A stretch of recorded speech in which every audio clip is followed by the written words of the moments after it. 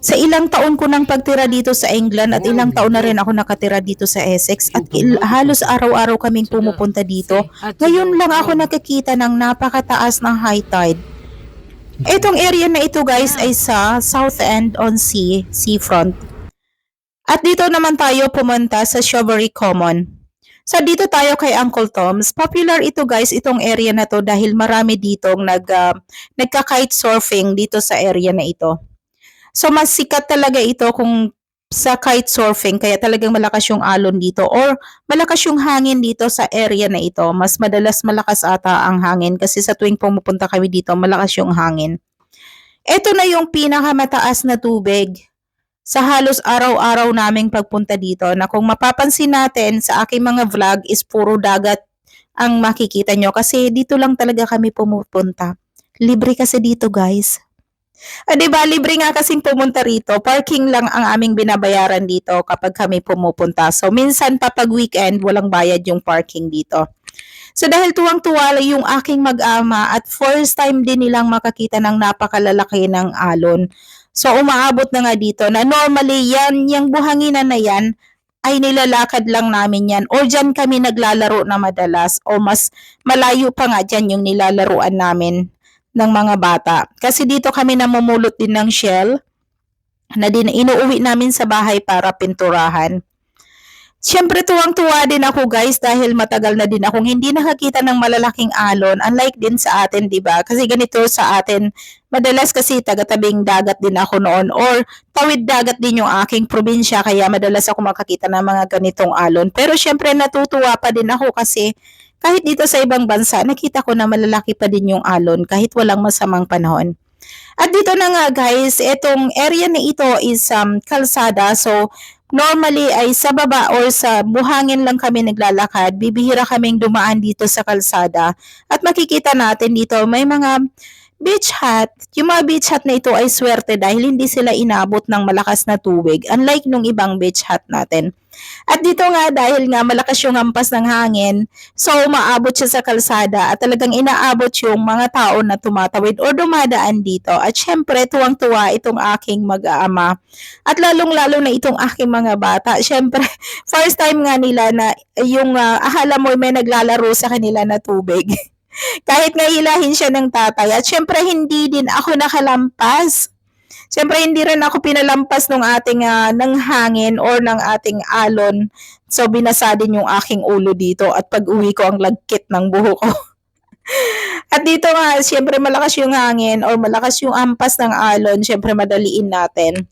At umaasa ako guys na naka-microphone ako habang nagvi-video, yung pala hindi pala naka-on kaya walang sounds or kailangan ko pang mag-voice over dito sa video ito. So, akala nyo nagsasalita ako dahil alam ko at pinapaliwanag ko kasi alam kong may microphone nga ako.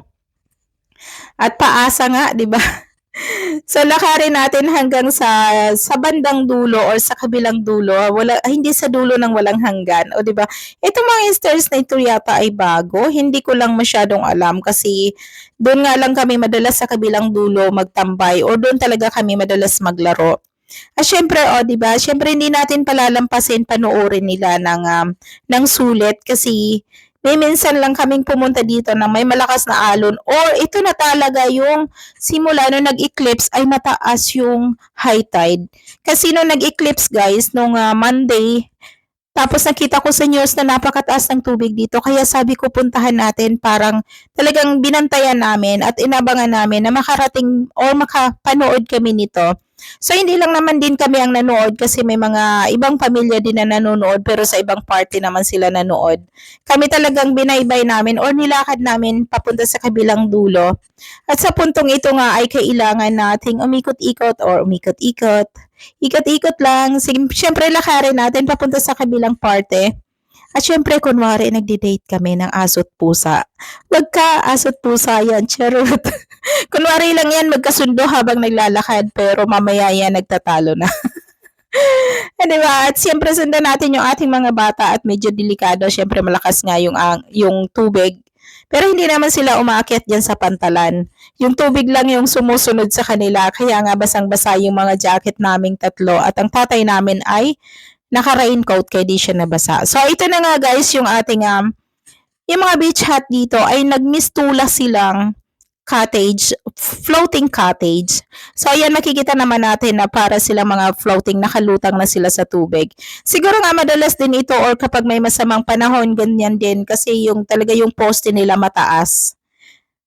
So mataas talaga yung poste nila kaya siguro madalas din silang abutin ng tubig. Eh syempre, basa yung loob or base na din nga doon sa balita na ating napanood, ito na daw yung pinakamataas or nung nag-eclipse, ito na yung pinakamataas ang tubig na nakita nila dito sa area na ito.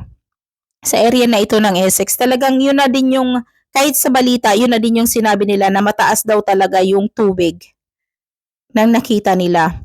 So kaya nga nagka-interest din ako, sabi ko, sige, nagka-interest din ako, puntahan natin. Kaya talagang inabangan ko kung mataas yung mataas talaga yung high tide. Kaya kami napapunta din dito at sakto namang walang pasok itong aking partner. Kaya syempre dinala kami dito. At yan nga, kailangan nating mag-alabata din. Kailangan samahan ko sila kasi sabi nung tatay, balik na daw siya dun sa kalsada kasi nababasa na siya. Kami naman na mag-iina yung pupunta dito at aabangan natin yung paghampas-hampas dito ng tubig. So normally naglalaro din kami dito sa area na to kasi dito sa area ito meron ding ditong free parking kaya syempre sa libre parking, saan ka pa? Doon pinupuntahan din namin ang libre parking.